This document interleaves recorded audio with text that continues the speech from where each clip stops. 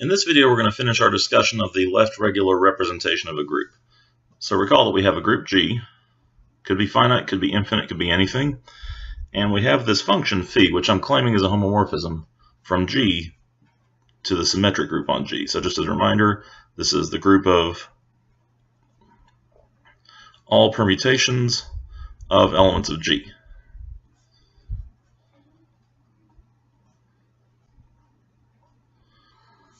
All right, so we have this function, and the function phi is defined by phi of G equals, and in the last video we said phi of G was a function, and it's the function that is left multiplication by G, but we also now have a handy symbol for it, so we'll just call this sigma sub G.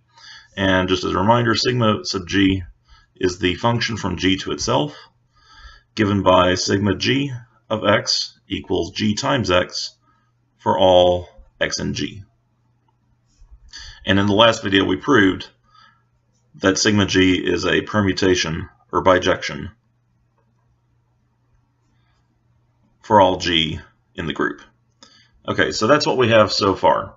So at this point, we want to prove that phi is a homomorphism and it's one-to-one. There we go. All right, so here's the proof. So we'll start by showing phi is a homomorphism. So to show that,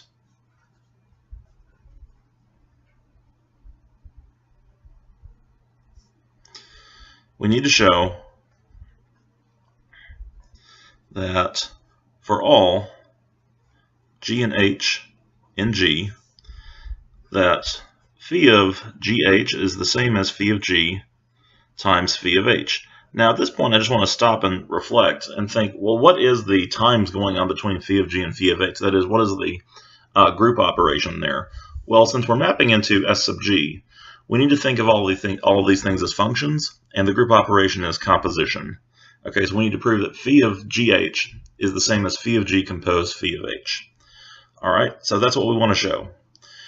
So let's let G and H be in G. Always want to make that let statement so we know that what we're doing will work for any G and H. And at this point, before I dive right in, I just want to think about what it would mean to prove this equality here. What would it mean to prove that? Well, what we have over here, this is a function. And in fact, it's a permutation, but most of all, it's a function. And what we have over here also is a function. And there's a strategy for proving that two functions are the same. That is, to show that the functions both effect the same mapping on G. So just as a reminder, both of our functions are going to be maps from G to itself. So what I need to show is that these two functions, both this one and this one, do the same thing to each element of G. So that's what we're going to try to show. All right, so to that end, to show these are the same,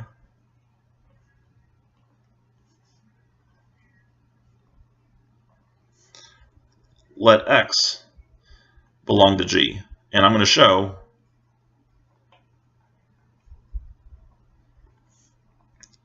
that phi of GH and phi of G composed phi of H both do the same thing to X.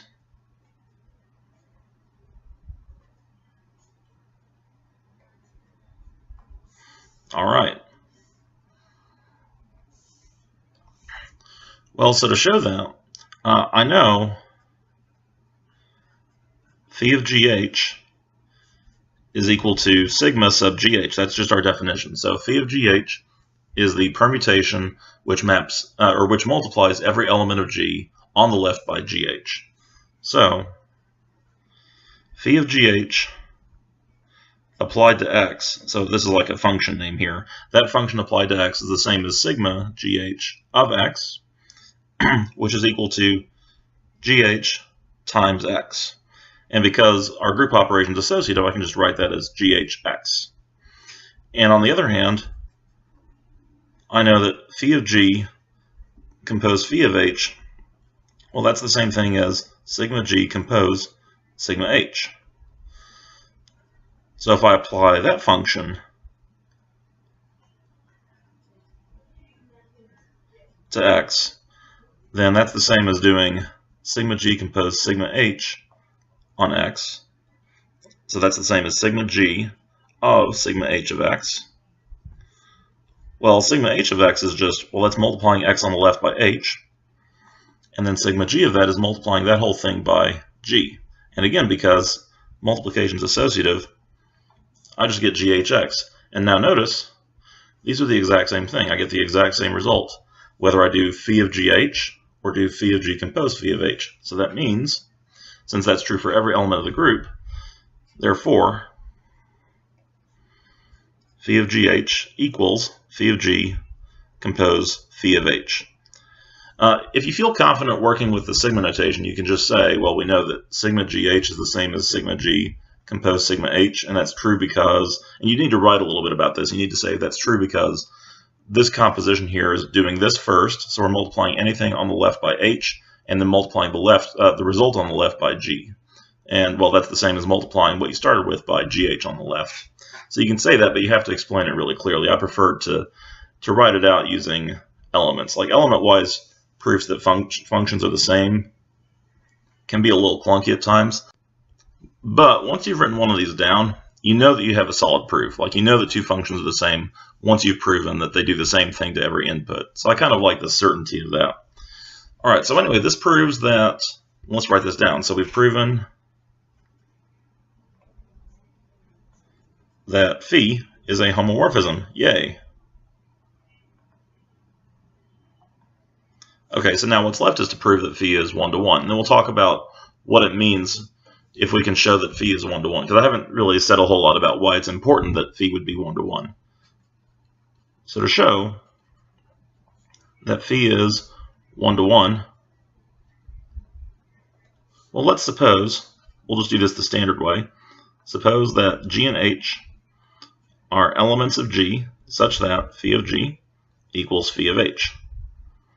So that means, in particular, that sigma sub G, that is the left multiplication map by G, is the same as the left multiplication map by H. And we know that those things are the same. In particular, they have to do the same thing to the identity element. Now, I want to just stop right here. I realize I'm getting a little bit distracted. But there's a little instinct that I use here that I want to make transparent. So I know in my head, if left multiplication by G is the same as left multiplication by H, then that's probably going to have to mean that G equals H. And I'm going to put that as a little dotted line comment over here, because I think this means that G equals H. If multiplying on the left by both of these things has the same effect, those should be the same group element. But again, I want to make this really crystal clear. So I'm going to show this by having these two things, G and H, both act on a specific element, namely the identity. Because then, well, what does that mean? Sigma G of 1 is just multiplying 1 on the left by G. Sigma H of 1 is just multiplying 1 on the left by H.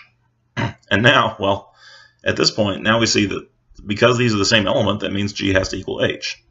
So again, that's a way of sort of locking this down and not feeling like you have to wave your hands in order to establish this, that G equals H. So because we know that phi of G equaling phi of H implies G equaling H, this means phi is 1-to-1. That's great, because now I can give you the main result of what we're trying to do here. So here's the upshot. The upshot of all this is I have this left regular representation, and that's the name I'm using for this homomorphism. This left regular representation of G into S of G. And now I know it's a homomorphism, and it's 1-to-1. I can't say it's an isomorphism. I know I'm writing down the word isomorphism, but I'm going to cross it out because it's not one. Like we said in the previous video, it seems extremely unlikely that we're going to hit every permutation in S of G with an output from an element of G. We're only going to get specific permutations using this map. So we're not going to hit all of these. We're going to hit some of these, and we will hit them in a 1-to-1 way. But I can still find an isomorphism here. So this is a dirty trick for finding an isomorphism.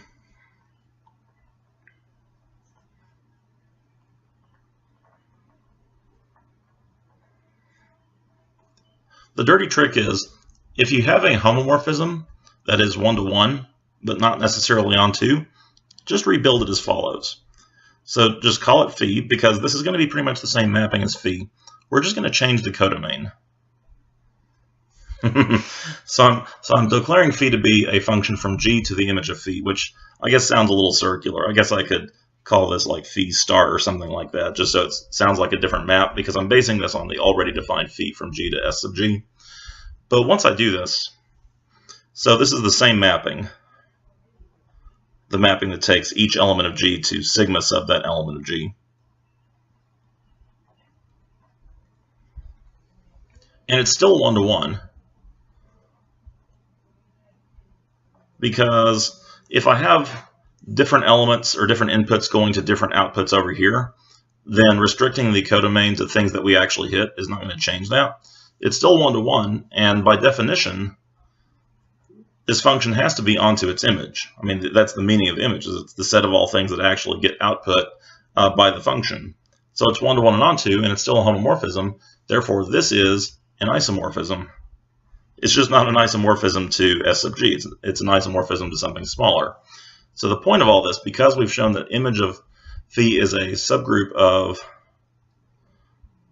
S sub G, the target group, this means that G is isomorphic to a subgroup of the symmetric group S sub G. And because the symmetric group on G is really just a symmetric group on some number of elements, possibly infinite, but some collection of elements, if G is a group of order n, then really G is isomorphic to, isomorphic to a subgroup of S sub n. Because if we talk about the symmetric group on elements of G and the symmetric group on n things, those are really the same. It's just we're renaming the n things not as elements of G, but as numbers from 1 to n. So that's the big result here, is that every group is really a group of permutations, even when it thinks it isn't, which I think is kind of interesting. Kind of gives a global view of this entire subject. Again, it doesn't make the entire subject of group theory trivial, because understanding subgroups of symmetric groups is quite hard in general. But it does mean that everything that we're doing fits into a nice, natural global framework.